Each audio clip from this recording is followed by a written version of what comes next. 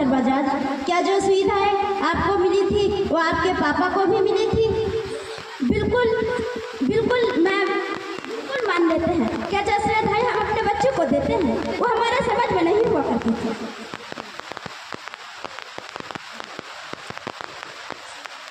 क्या जो सुविधाएं आपको मिली थी क्या वो सुविधा आपके पापा को भी मिली थी?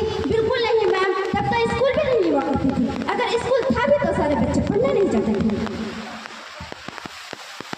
एक और सवाल मिस्टर जुनैद, आपके समय में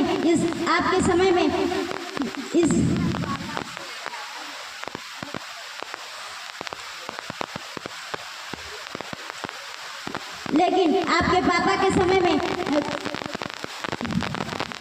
कंप्यूटर, लैपटॉप, टीवी और टेक्नोलॉजी इतनी एडवांस नहीं हुआ करती थी।